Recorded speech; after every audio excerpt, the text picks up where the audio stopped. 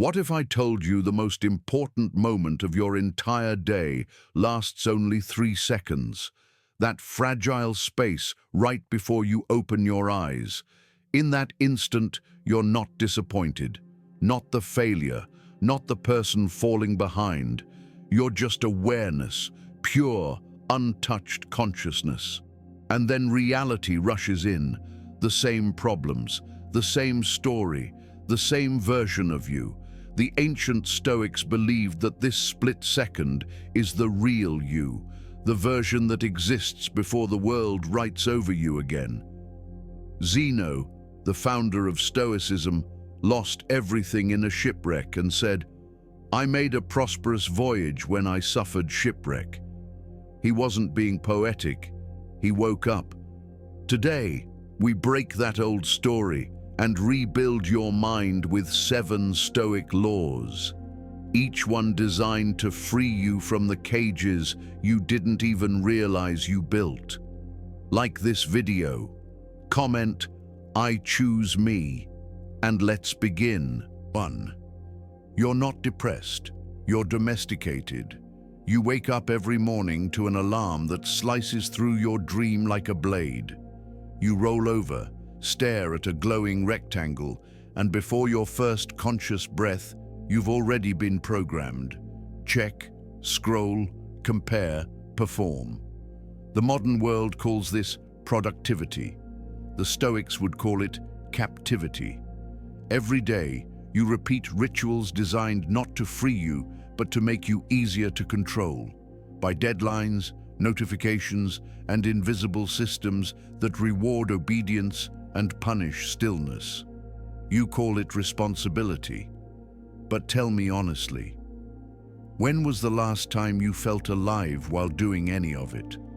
Look at your life right now, not the Instagram version, not the filtered highlight reel, the real you, the 2 a.m. you, lying awake, staring at the ceiling, wondering how something that looks so stable can feel so suffocating.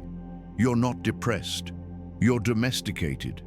Somewhere along the way, you were trained to trade instinct for instruction, curiosity for conformity, wildness for approval. You learned to live on command, wake up, eat when the clock says noon, work until the screen tells you to stop, smile while your soul is tired. And then you wonder why everything inside feels out of sync, why the body you live in feels like a stranger's home. You're not broken. You're reacting perfectly to an environment that is unnatural. The Stoics understood this long before we built glass towers and cubicles. Their philosophy wasn't about suppressing emotions, it was about aligning your life with nature, not forests and rivers, your true nature. Marcus Aurelius wrote, "Look within. Within is the fountain of good," meaning your rhythm, your purpose, your peace. They don't come from structures imposed by others, but from harmony between action and being. When Diogenes, the philosopher who lived in a barrel, was offered wealth and comfort by Alexander the Great, he simply said, "Stand out of my sunlight." He didn't hate comfort, he hated dependence. He refused to be caged by the expectations of kings. He chose freedom over validation. When was the last time you did? We mistake captivity for civilization. We think control equals progress. We praise the man who never rests, never questions, never breaks pattern. But deep down, we envy the one who walks barefoot into morning light, who laughs without reason, who dares to be unproductive, because he's still alive. You, my friend, are not lazy.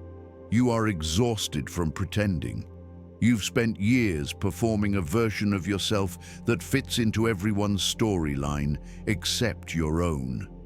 That ache in your chest isn't failure. It's your wild self suffocating under good manners. So here's your Stoic challenge. Reclaim one corner of your day from the script. Eat when you're hungry, not when the clock says noon. Walk without your phone. Sit in silence without trying to fix or improve yourself. Let your nature breathe again. Do something gloriously impractical. Sing in the kitchen. Dance badly. Write nonsense. Watch the sunset for no reason at all. And when that inner voice whispers, "This is silly," realize that's the voice of your cage talking, the voice that fears your freedom more than your failure. Remember, nature doesn't hurry, yet everything gets done. The river doesn't ask permission to flow. The storm doesn't schedule its thunder. So why should you? When you begin living by your rhythm, not society's timetable, not someone else's definition of success, the fog in your mind starts to lift. You remember that peace isn't a reward. It's your default state, buried under years of conditioning. You are not sick. You are a wild thing trying to survive in captivity.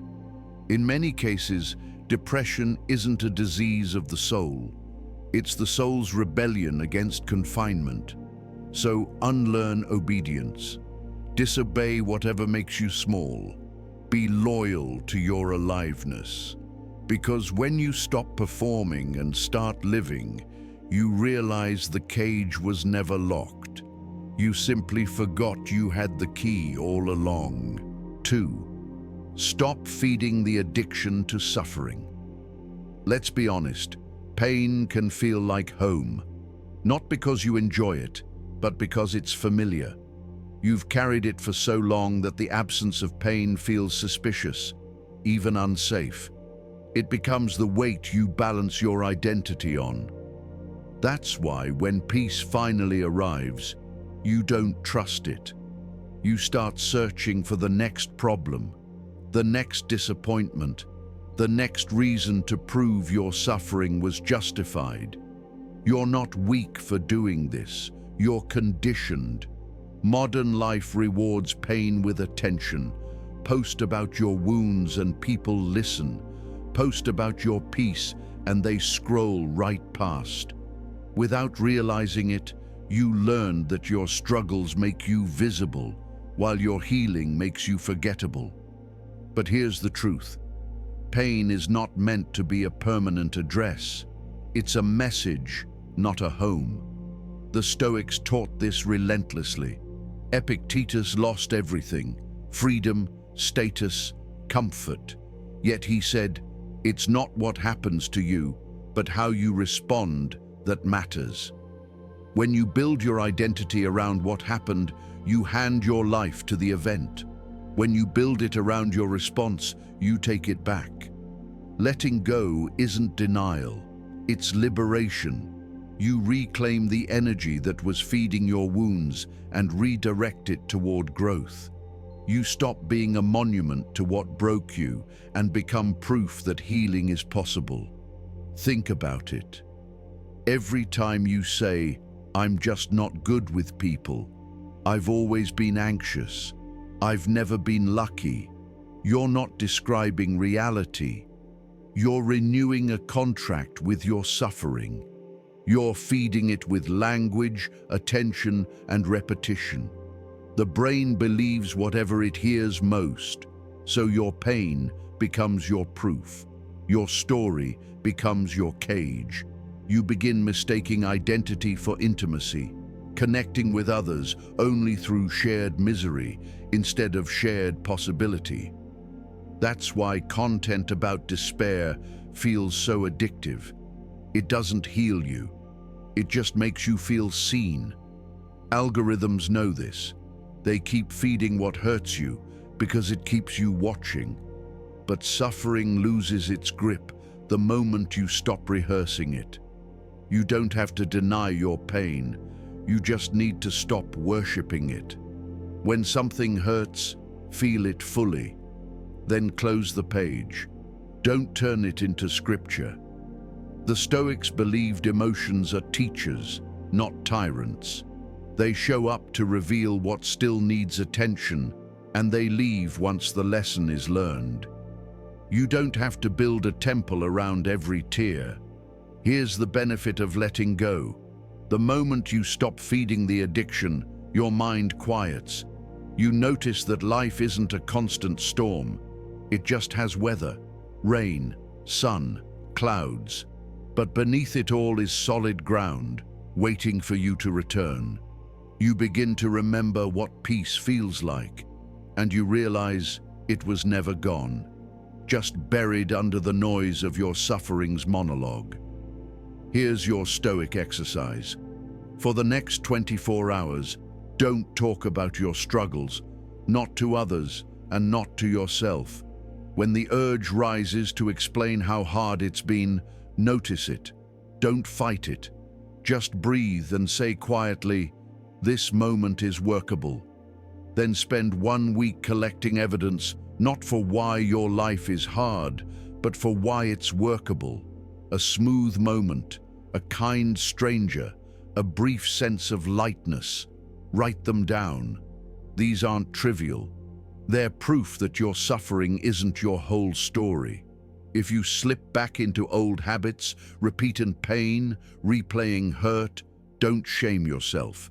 Just catch it, name it, and remind yourself, "I'm detoxing."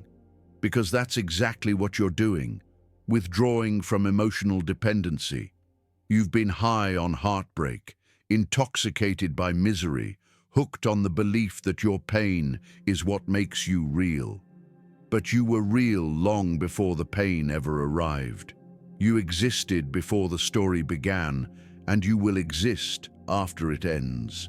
Stop feeding what is trying to die inside you. Your pain doesn't need more attention. Your healing does. And the moment you stop narrating your suffering like a legacy, you create space for a new identity. One built not on what you've endured, but on what you've chosen. 3. Break the cage of potential. Why do we cling to potential like treasure, yet treat action like a threat? Because potential feels safe. It's the fantasy version of yourself you can admire without risking rejection. It's the dream you get to polish endlessly without ever testing it against reality. As long as your potential stays theoretical, you never have to fail. You never have to face the possibility that you might not be as exceptional as you hope, or worse, that you might actually be brilliant, but only if you're willing to destroy the comfortable life built on hesitation. We glorify potential because it lets us feel noble while we procrastinate. I could do that if I had time. If I really tried, I'd be great. These are elegant lies, comfortable lies, designed to protect your ego from exposure. The Stoics would call it self-deception, a form of pride disguised as humility. Epictetus said, "First say to yourself what you would be, and then do what you have to do." Most people never reach the second half of that sentence. They spend their entire lives defining who they might be, yet never cross into the hard, messy, sacred work of actually doing. Why? Because clarity creates accountability. The moment you declare what you want, every day you don't move toward it becomes a confession of fear. You turn your potential into a museum exhibit, polished, admired, untouchable, but lifeless. You show it off in conversations. "I've been thinking about writing a book. I want to start a business. I'm planning to get in shape." And months pass. Nothing changes. You're protecting the fantasy of greatness from the reality of growth. But the irony is brutal. Unused potential doesn't stay powerful. It decays. It leaks energy. It corrodes ambition. It eventually turns into guilt. Not because you failed, but because you never tried. That guilt is your soul rebelling against wasted fuel. Here's the cost of staying in the cage. The longer you avoid action, the heavier your self-doubt becomes. You begin confusing inaction with reflection, hesitation with wisdom, and perfectionism with purpose. You tell yourself you're waiting for the right moment, but deep down, you're waiting for permission, permission that will never come. The Stoics taught that courage isn't the absence of fear, it's movement despite fear. Marcus Aurelius didn't wait for ideal conditions to rule an empire or face a plague. He acted from principle, not convenience. You don't need certainty to begin. You need motion to discover what's true. And when you finally step into action, imperfect, trembling, raw, something miraculous happens. Reality meets you halfway. The moment you trade potential for practice, the air clears. The anxiety that once paralyzed you turns into focus. Because movement, even flawed movement, kills fear faster than logic ever could. Your mind can argue with an idea forever. It cannot argue with results. You gain evidence that you can adapt, survive, and grow. That evidence rewires your self-belief. So here's your Stoic challenge. Do something you're terrible at, in public. Write the first page and post it. Record the messy first video. Sign up for the class you've been researching for years. Stop protecting your hypothetical excellence. Start nurturing your real progress. You'll feel exposed, awkward, embarrassed. Good. That discomfort is aliveness. That trembling is the sound of potential turning into power. The Stoics never worshipped perfection. They worshipped progress. Seneca wrote, "We suffer more in imagination than in reality." Every time you postpone action out of fear, you suffer twice. Once in fantasy, once in regret. But when you act, even clumsily, you break the loop. You turn someday into today. You turn theory into transformation. Stop rehearsing your greatness. Start demonstrating it. The world doesn't need your flawless potential. It needs your imperfect presence. You don't honor your gifts by hiding them. You honor them by using them until they burn bright enough to light someone else's path. 4. Permission is an inside job. Proairesis. What are you still waiting for? For someone to tell you it's finally your time? For the world to pause long enough to give you a sign that it's safe to begin? You've built an identity around waiting. Waiting for permission, waiting for validation, waiting for conditions to be perfect. You call it patience. You call it strategy. You call it being responsible. But deep down, you're not waiting for a perfect moment. You're waiting for someone else to give you the courage you've always had. The truth is simple. No one is coming. No parent, no partner, no boss, no divine signal from the universe is going to show up with a certificate that says, "You may now begin your real life." Permission is not something given, it's something chosen. The Stoics called that power proairesis, the inner faculty of choice, the one thing no circumstance can take from you. Epictetus said, "You may fetter my leg, but not even Zeus can conquer my will." Meaning, the world can limit what you do, but it can never control what you decide to do. Yet most people live as if the opposite were true, obeying invisible rules, chasing invisible approval, apologizing for their own existence. Why? Because we were raised in systems that reward obedience over originality. As children, we were taught to wait our turn, raise our hand, ask permission before speaking, before creating, before dreaming. We grew older, but the conditioning didn't. So before you send that message, start that project, move cities, or change your life, you still look around for someone to silently nod yes. When nobody does, you interpret the silence as rejection, when really, it's freedom. The absence of permission was never a no. It was the universe whispering, You decide. Think about the people you admire, the artist who shares imperfect work, the entrepreneur who starts while everyone says it's too risky, the athlete who trains in obscurity for a dream nobody else believes in. None of them were granted permission. They took it. They acted before they felt ready, because readiness isn't a feeling that arrives before the leap. It's a muscle you develop by leaping. You don't become confident and then act. You act, and confidence follows like a shadow. Waiting for permission traps you in the prelude of your own story, eternally preparing but never performing. Here's the paradox. The longer you wait, the less permission you feel you have. Every day of hesitation adds another invisible lock to the door.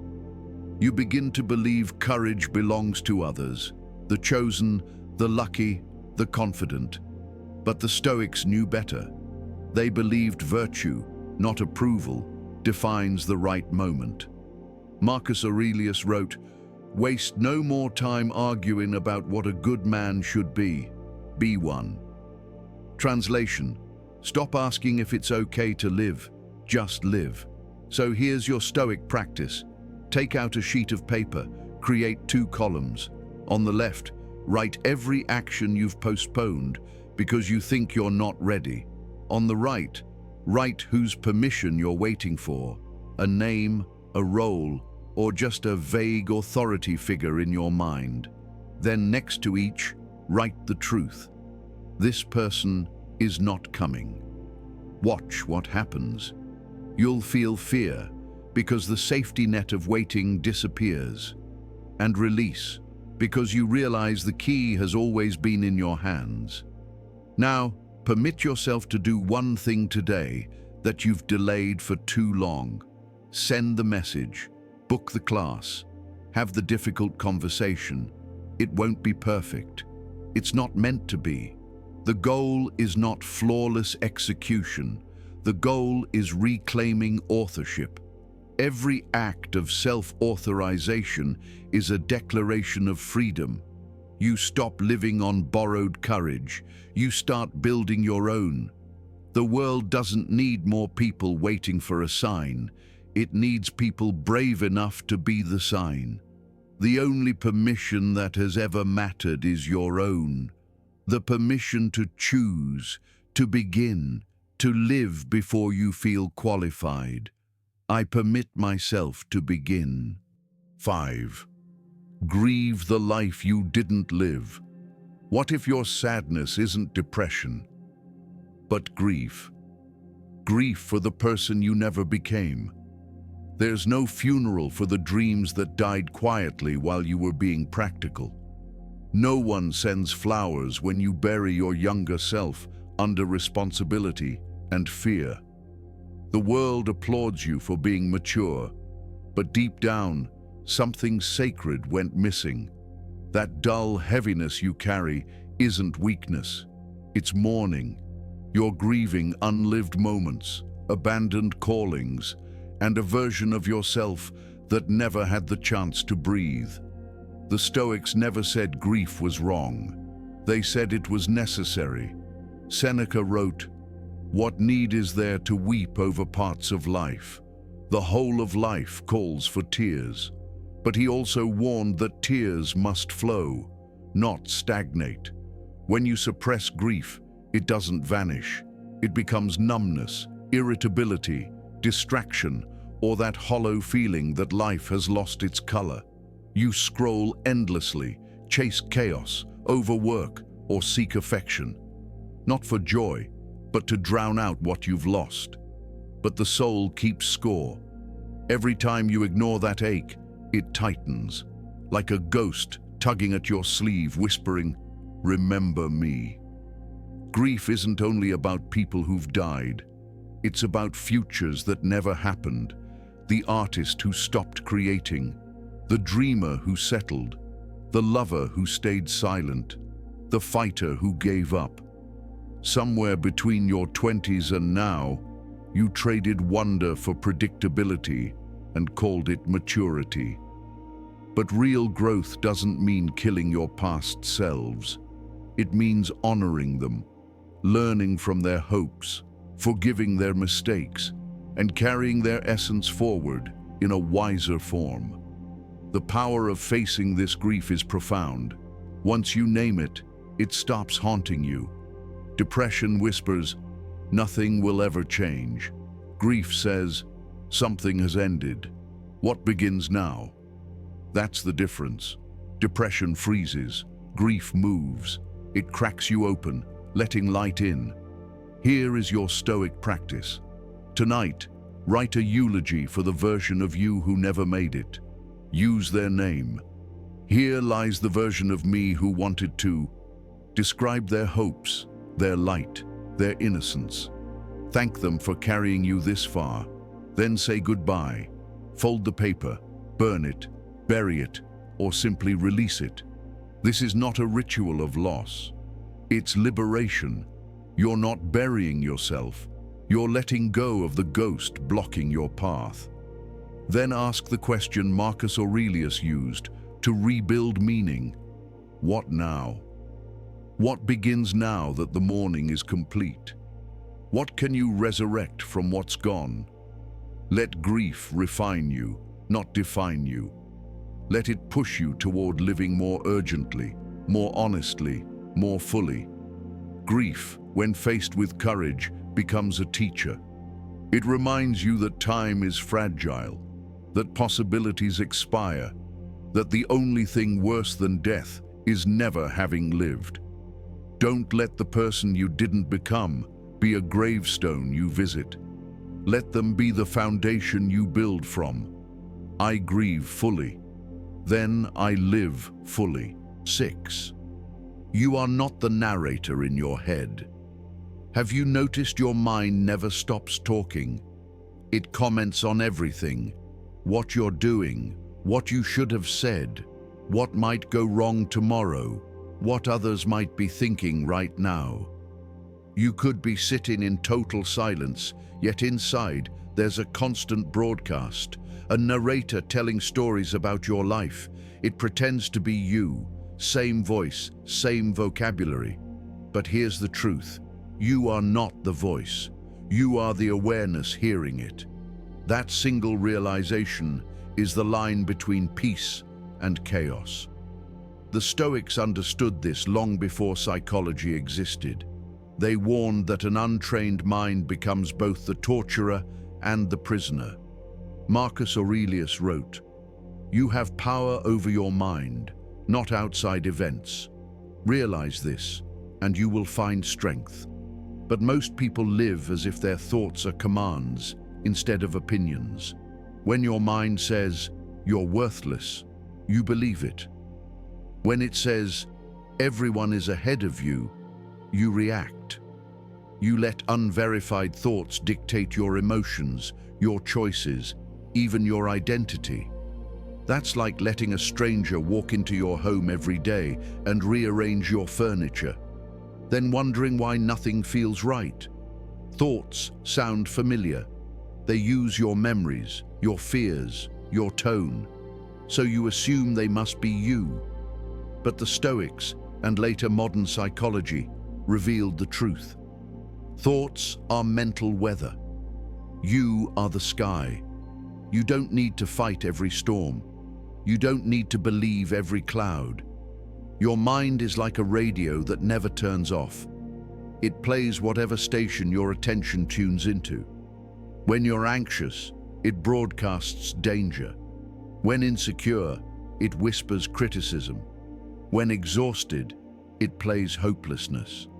And every time you react, you turn up the volume. The Stoics didn't try to silence the mind. They learned to observe it. They practiced awareness so sharp it could cut through illusion. Epictetus said, "Men are disturbed not by things, but by the view they take of them." Translation: life doesn't hurt you. Your interpretation does. Here's the benefit of understanding this. Once you separate awareness from the noise, most of your suffering begins to dissolve. you realize the majority of your pain isn't caused by events, but by commentary, an overactive narrator dramatizing every experience. Think about it. How many arguments have you replayed long after they ended? How many nights have you relived imaginary futures that never came true? You weren't in danger. You were listening to a story, and the more attention you gave it, the more believable it became. Here's your Stoic practice. The next time your mind starts narrating, "I'll never get out of this. They don't like me. I'm falling behind." Pause. Don't argue with the thought. Don't obey it. Just say silently, "That's a thought, not a prophecy, not a command, not truth, just weather passing through." Then take a slow breath. Look around. Notice reality. Your room, your breath, your heartbeat, your body in this moment. Ask yourself, is anything truly wrong right now? 90% of the time, the answer is no. The crisis exists only in the commentary. Each time you do this, you strengthen your proairesis, your faculty of choice, the same principle the Stoics considered sacred. You build distance between stimulus and response. You become the witness, not the puppet. The voice can panic, insult, predict, or spiral. But you, the awareness, remain calm. That calmness isn't emptiness, it's clarity. And from clarity comes control. Over time, this awareness becomes your default state. The thoughts keep coming, but you no longer mistake them for orders. You start filtering your inner dialogue the same way a Stoic filters external noise, accepting what's useful, discarding what's poison. And in the silence between thoughts, you find something extraordinary, peace that doesn't depend on circumstances. You are not the narrator, you are the listener. You are not the storm, you are the sky. Let the thoughts come, let them go, and stay where you have always been, still, steady, and free. I am the space, not the storm. 7. The 3-second choice that builds your day. What if every morning, before you even open your eyes, you've already chosen to become the same version of yourself again? 3 seconds, that's all it takes.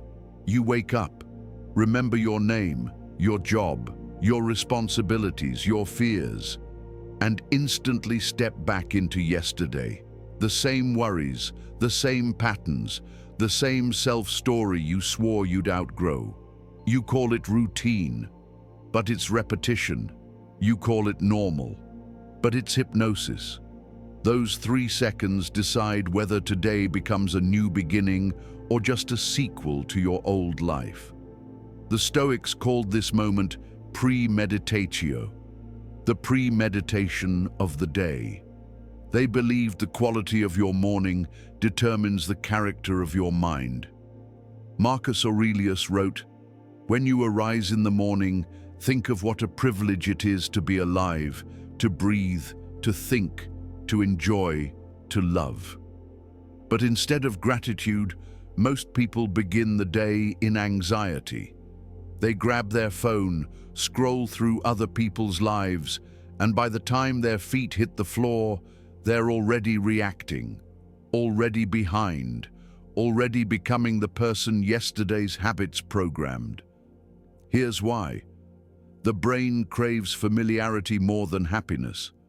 It would rather repeat misery it understands than risk freedom it doesn't. Every thought you choose upon waking reinforces an identity, and identities love consistency.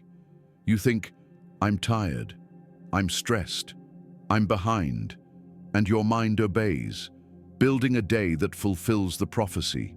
You live in a psychological rerun because it feels safer than change. But safety isn't peace. Safety is stagnation dressed as control. The Stoic alternative is radical awareness. They didn't wait for the day to decide their mindset. They decided their mindset before the day began. They understood something most people don't. Choice comes before emotion. They trained themselves to meet the morning with direction, not reaction. That is the 3-second window, the sacred pause before memory takes over. In that tiny space, you can rewrite the script. You can whisper, "Today, I choose to be conscious." And that whisper is enough to shift your entire trajectory. Think about the power hidden in that pause. Before the first message, before the news, before the noise, you choose what kind of human you'll be. Will you react or respond? Will you scroll or create? Will you chase distraction or build discipline? Those 3 seconds are a doorway. Most people sleepwalk past it, but once you learn to stand inside that tiny moment, even for a breath, you remember that life isn't something happening to you. It's something you are continuously choosing. Here's your Stoic practice. Tomorrow morning, when you wake up, keep your eyes closed for 3 seconds. Don't reach for your phone. Don't reach for yesterday. Instead, take one deep breath and ask silently, "Who do I want to be today?" Not what do I need to do, but who do I choose to be? Then make one micro-choice that honors that identity. Maybe that version of you holds off on checking messages for 10 minutes. Maybe they drink water before coffee. Maybe they speak kindly to themselves in the mirror. Just one choice.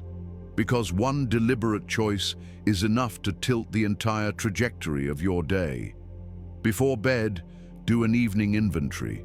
Review your day and simply notice how many moments you lived intentionally versus automatically. No judgment, just awareness.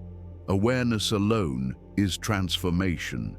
Every time you observe your patterns, you reclaim another piece of your will from autopilot.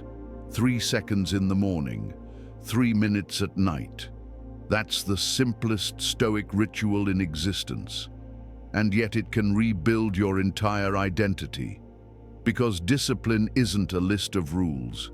It's the art of remembering who you are before the world tells you who to be. So tomorrow, when you wake up, and that tiny pause appears between dreaming and remembering, don't rush past it. Guard it like sacred ground. That's where your new life begins. 8. Virtue over applause. Embody, don't perform. You've reached this point, and that already means something.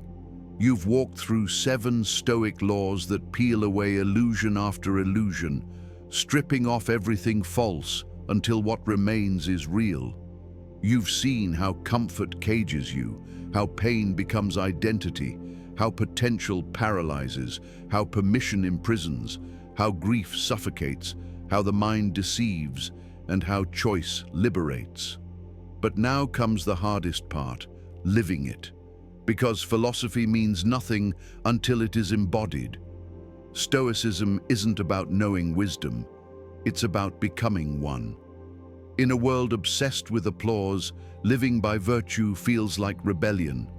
Everyone is performing confidence, kindness, success, even performing authenticity. We've mistaken visibility for value.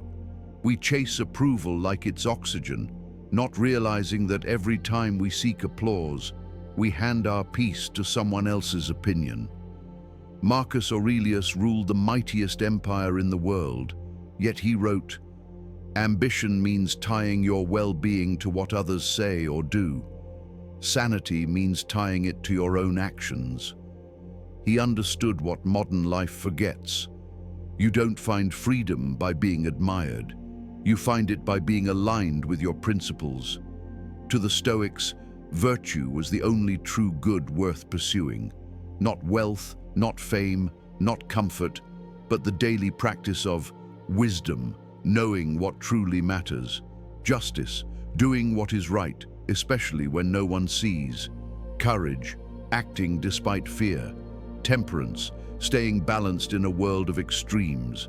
Everything else, success, reputation, comfort, is useful, yes, but never defining. Because the moment your peace is tied to applause, you lose sovereignty over your soul. You weren't meant to perform your life. You were meant to live it, to walk through your days with integrity so solid that it doesn't need an audience, to do the right thing quietly, consistently, especially when nobody is watching. That is what makes you unshakable, because applause fades, opinions shift, algorithms forget, but virtue endures. It doesn't trend, but it transforms. It gives your life weight, direction, and a peace nothing external can replicate. Here's your final Stoic challenge. Choose one virtue, wisdom, justice, courage, or temperance, and make it your compass for the next 24 hours. When faced with a decision, ask, which choice aligns with this virtue? If it's courage, act even while afraid. If it's justice, be fair, especially when no one is keeping score. If it's temperance, pause before excess. If it's wisdom, listen before reacting. This is how philosophy becomes life, not in grand gestures, but in microscopic choices that accumulate into character. And when the world fails to recognize your integrity, and it will, smile. That's proof you've crossed the line from performance to embodiment. Because a Stoic does not need an audience to know who they are. You live for the applause of your own conscience. Look back at everything you've practiced on this journey. You broke the cage of comfort. You stopped worshipping suffering. You released the ghost of potential. You permitted yourself. You mourned what was lost. You reclaimed your mind. You began choosing consciously. Every one of those steps was an act of virtue, courage, honesty, self-control, wisdom. You didn't just learn Stoicism. You lived it for 30 minutes. Now the real practice begins tomorrow morning, in those same 3 seconds before your old story tries to reclaim you. That tiny moment, that is the arena. So when that moment arrives, remember this: you don't need to impress the world. You need to respect your soul. Be a warrior of virtue, not a performer of peace. Be the quiet one whose actions speak louder than speeches. Be the kind of person you would trust if everything around you collapsed. Because applause fades, but virtue echoes.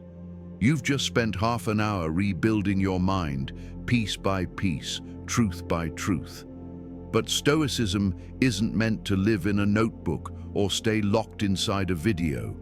It's meant to be lived, one deliberate breath at a time. You don't need to fix your whole life overnight. You just need to wake up tomorrow, hold on to those first 3 seconds before the old story returns, and choose differently. Don't chase motivation. Practice consistency. Don't chase approval. Practice virtue. You already know what happens when you wait for the perfect moment. Nothing. So begin, even imperfectly. Because the difference between who you are and who you want to become isn't distance. It's a decision. This is your call to action. Like this video. Share it with someone fighting their invisible battle. And comment your final declaration. I choose to live, not just exist. Repeat it every day until it's no longer a sentence. It's your way of life.